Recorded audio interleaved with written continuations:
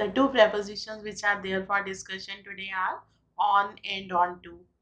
The sentence that I had given to you was the bird flew on the tree to see its nest, or the bird flew onto the tree to see its nest. I believe by the end of this video, you will be able to answer this question more confidently because we are going to understand the concept behind it. On and onto, both prepositions are correct, but again, it depends in which context and where exactly we need to use it.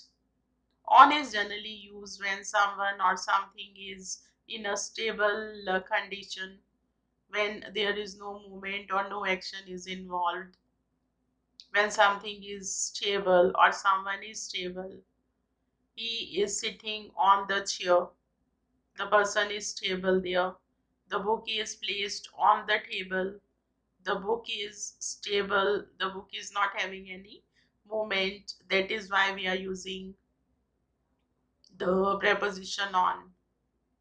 The bird is sitting on the branch of a tree.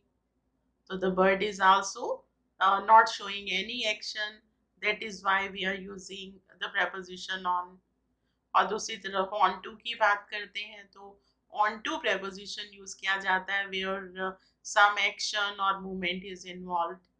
Importantly, when some action and movement is involved up to some particular place, up to some particular point. Like if I want to say कि the cat jumped onto the window, तो कहने का मतलब होगा कि उसने window तक jump किया. The cat jumped onto the window and ran away. And I slid the cup onto the table because I was serving tea at that time.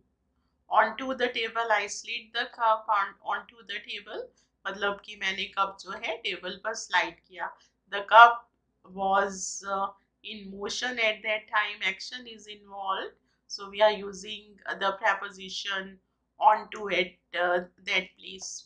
And another example I can give to you is that the speaker went onto the stage to deliver a speech. वो stage पर गया. Here action is involved. The sentence will make you know that the speaker is presently not on the stage. He is going up to the stage. He is going on to the stage. वो stage तक जा रहा है, वो stage पर जा रहा है. He is going on to the stage. I was on the